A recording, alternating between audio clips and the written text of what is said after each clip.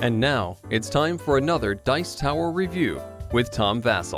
Hey everybody, I'm Tom Vasel, and today we're taking a look at Dice Theme Park, which is a sequel of sorts to Dice Hospital from the same company, although it's a different designer.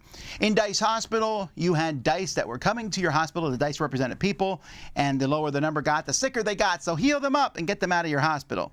Here you have dice that are people who are coming to your theme park, and the lower the numbers get, the more bored they are, and eventually when they get to 1, they're out of your park. So, let's see how the game plays.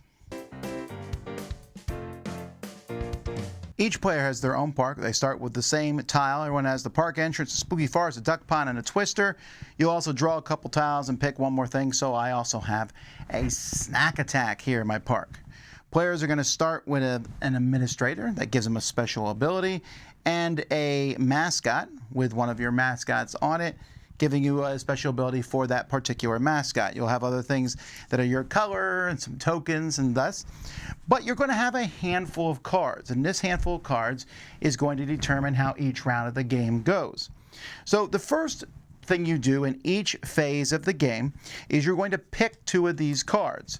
When you pick these cards, the combination of the numbers here, the lower the number, the higher of a chance of you going first. Whoever has the lowest number is going to go first. The amount of money it shows is the amount of money that you're going to get. So everyone's going to get income. Here I would get $5. And I have a good chance of going first playing a pretty low combo. While if I play 10, I'm probably not going first, but I have 7 money. Each of these cards also gives you a special ability. For example, this one here lets me keep a die from leaving the park, and it tells you which phase you do that. So at the end of the round, when a die is 1, that means they're really tired, they're ready to leave. I can be like, nah, and this person can add 2 to a die. Moving dice, making mascots cheaper to buy. This one lets you operate it lets you operate a vehicle an extra time. This one lets you expand and pay 1 less for upgrades that you install. So once you are done with a turn, you'll be passing the 2 cards you played to the person on your left, which means on future turns you could even possibly play 2 cards that are the same number.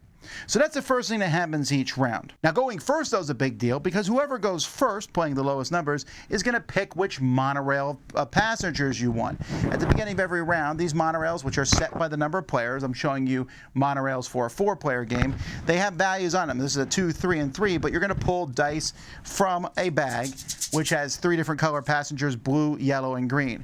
So you'll pick one of these monorails and take all the dice on that monorail and place them on your park entrance. After that, in turn order, players have a chance to buy more sections for their park with a cost here at the top of them, and more mascots. Mascots cost 5, and when you get a mascot, you pick one of these cards to take, and you'll take one of your mascots and put it on it. That mascot has that special ability. Then players are going to buy more park maps if they want to, and or pay for upgrades on rides. You can see this one costs 5. I can put an upgrade on that one, and each player starts with various upgrades that they can place on their rides. But after that comes the biggest section of the game, which is operating your park. And at this point, you might have some people in the park already. Let's say we have these people here, but you're going to want to operate these rides. Each ride can be operated at least once. It shows a little lightning bolt at the top to show that, and when you operate the ride, you'll put one of your cubes there to show that you've operated it. Some, like the park entrance, can be operated a second time, and you'll notice I put this on the speedster so I can operate this one a second time too. The thing is, I need to get dice to these spots. Let's say, for example, I decide I'm going to operate the park entrance. That requires any die, okay? This green one's going to use that. So I put this here to show that's been operated. I get the benefits here at the end of the round, but I'm telling you right now, I'm going to get a point from operating this, and I'm going to get 2 money because it has this upgrade installed. But then the die that I use, so I'm saying I'm using this green die here, one of the dice you use, even if you use multiple dice, must move. So I'll move him to an adjacent spot here. Also, all the dice you use will go down in value. Now I moved him here to the spooky forest, and you know what? He's going to ride the spooky forest too. So I'm going to put one here. That just requires a green die. Great. Now he's forced to leave again and go down one, so he goes over here. Now on the snack attack, I need 2 dice. One that's 1 to 3 and one that's 3 to 6. Yeah, I got them both. So I'm going to operate this ride. And they all go down, and one of them has to move. So I'm going to move this one over here, I guess. And you're going to keep doing that. Now, as you're doing that, you can use the special abilities on the cards, but also your mascot. So, for example, this mascot here says this gives me more points for every green I have in a certain area. Or if I have this mascot that says I can add or subtract 2 from a yellow die, I would just put that in an area and activate the mascot. So each mascot you have can be used once per round. So you're moving everything around, and when you're done, you're going to take each of these cubes off and collect the stars and any other bonuses. Like you might get some extra stars or extra money. You'll collect those as stars. You'll then turn all those stars to score on the score track. At the end of each round, you're going to evaluate a card down here. So this says most guests, the highest excitement, the widest park, the most money, the most upgraded. And these will change from game to game, although you'll never have 2 that are the same color. So you either have most guests or least guests in the park. And then that's going to score points based on the number of players. So in a 4-player game, whoever has most guests gets 8 points, then 4, then 2. And players will be keeping track here of their points, also turning in any stars they got that round for points. You're going to play over a certain number of rounds to match each of these objectives, and whoever has the most points at the end is the winner. The components for this game are a mixed bag. Now, I don't mind most of them. I like the fact, for example, that the mascots for the different colors, here you see they're giraffes. Here they're little beavers, I think, and the gray ones are rhinos. That's kind of cool. But I don't understand, and I'll never understand this, why the colors of the players are the same as the colors of the dice, which would make sense if it gave you some kind of bonus, but it doesn't. And also there's a gray player who doesn't match any of the dice. That's just a weird thing to me. The artwork on the tiles is fine, although they definitely cheat and use a lot of the same artwork. And, you know, this is kind of meh. It shows water fight, just like a hand shooting a water gun. Come on now. I mean, the symbology, I have no problem with that. I want to be clear. That's nice. But this is, why not show a mascot? Why not put a little bit of art into the game? They did do that art with the administrators. I like all the different art on the different administrators that you can get. But when you go through all the different mascots, it's kind of like meh. The tile art is also, you know, it looks a little bit like a roller coaster tycoon type thing. And they just did things like, it's the same thing, but different colors. That's fine. There's a lot of pieces in this game. Setup is a bit, but the rule book I thought was very clear, and I didn't have to look stuff up very often. And even when I did, in the back of the rule book, it has a nice thing. This is what all the administrators do. This is what all the skills of the mascots do. So I didn't have to worry about how stuff worked very often. Man, there's a bit to unpack here. I love the theme. I mean, if you do a theme park for me, you have me in at least with the theme of a game. I love amusement parks. I'm still surprised there's not more board games about them because it's something that people like in general. There's a reason these parks make obscene amounts of money. This game itself, I mentioned it, you know, the components are fine, but it has some stuff I really like. And I didn't go over all the rules. There's a solo variant and other things too. But the basics, those 6 cards that you start with, picking 2 of those cards for the special abilities they got, for the money they give you, for the numbers for turn order, that's fantastic. I really like that. And then I like that you pass them along. So you can play, you're like, I'm always going to play low numbers to go first, but then you're passing them to somebody else. And eventually you might be forced to play high numbers, or playing 2 of the same number to get that bonus twice it's just fun. I really enjoy that part of the game, and it's very, you know, there's a little bit of interactive, trying to figure out who's going to go last. There's one of the administrators lets you subtract from your numbers, so you have a better chance of going first. Going first is important because you want those dice with high numbers, or at least with colors that will work in your park. So that part I enjoy.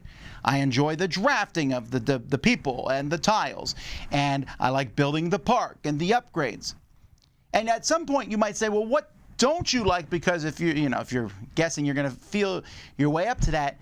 And that's the thing. This game is pretty good. But it has one thing about it that I struggle with. During the operating part, which is a good chunk of the game, you pick your cards, you do this, you buy this, but then the operating, and you put your head down. And some people are going to really like this and some people aren't, but I like it. The idea, you're sitting there and you're saying, I'm going to move this die here, and I'm going to use this mascot to add it, and then this die moves here. Because you have those little, I didn't tell you about them, but those little park maps. You can spend those to move dice around. So you can buy more of those park maps. It gives you more maneuverability. There's the forced movement. When you use a ride, they leave and go somewhere else. So it's like this self-contained puzzle. So I'm sitting there going, I'm going to do this and move this piece here. And I'm going to make this die go down by 1 and move it over here. And this, and this, and this. And I move this, and this was upgraded here. And it's a cool thing when you're done. You're like, okay, I get this many points. I got 23 points. And then Joe says, I got 30 points. And Suzanne says, I got 16 points. And Bob says, I got 62 points. Here's the thing. You could, and the rule book says you can, one at a time do this. You will be bored out of your skull if you do that because it takes a while for each person to go. It's better for everyone to do this simultaneously. But if everyone's doing it simultaneously, you have a couple problems. One, it's very easy to accidentally cheat. Now, I don't mean anyone cheating on purpose, but just to make a mistake. Because when you're playing a game and you do that, someone's like, you know, that costs 3. Oh, yeah, that's right. That stuff happens all the time. In this case, it's not going to happen. And you can't really walk anything back. I joked, but only partially so, that maybe at the beginning of each of these rounds, you take a picture of your board. Because if you run this ride and you move this piece here and you do that, and you're like, oh, actually, I should have done this. How do you know what was where and where it started? That's tricky, right? And if I say, how on earth, Bob, did you get 44 points? And Bob's like, well, I just did. I mean, he can't really prove to me that he moved all that stuff around. And so this game has such a huge, at the beginning you're like, oh yeah, who's going to go first? And after that, boom, you are playing the most solitaire game.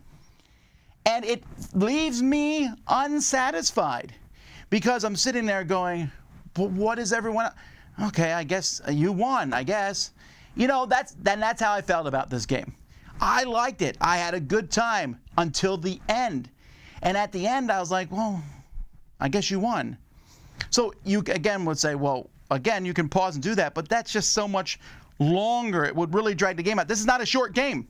This is a pretty lengthy game as is. I say, even with everyone playing at the same time, you're going to hit 2 hours often. If everyone played separately, that's a problem. The only way I can see that working is in a 2-player game. But even then, you're kind of just watching the other person for maybe, it could be 10 minutes for their turn as they sit around and move stuff. So the fact that it works simultaneously works from a game perspective. But as a enjoyable experience with other people, why am I even there? Yes, those cards at the beginning. Yes, I drafted the dice that you wanted. And at that point, I forget about your parks. Now, and so I'm really divided on this one as to where I was going to end up on it. Because I like the game, but I don't know how often I want to play the game because I like playing with other people. And we often throw out the term multiplayer solitaire because a lot of games you're doing stuff on your own. But there's still, in many of those games, you're doing stuff, there's interaction, you're talking. This was one of the strongest cases for this I've ever seen. Because literally everyone's heads were down for 5, 10, 15 minutes, not talking to each other, working on their little puzzle. And it was fun, but it wasn't group fun. And that's why I'm playing any of these particular games. If nothing else, I can sit back and talk a little bit while we're taking turns. And here, you're having a harder time doing that. I think a lot of this is good. I don't think it's as good as Dice Hospital. Because people will ask about the comparisons. I think they're very different games, to be clear on that. But I felt with Dice Hospital, the turns were snappier. The turns aren't snappy, which is what makes that whole I'm playing by myself that much more pronounced. So it's kind of a weird toss-up for me here. It's one I think a lot of people are going to like. I think it works best with 2 because there's less of that. You can watch and monitor your opponent a little bit more.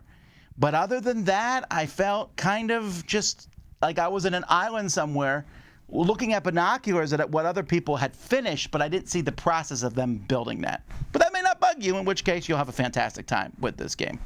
Anyway, that's Dice Theme Park. I'm Tom Vasel. We'll see you next time. Dice Tower Judgment, a fun solitaire game.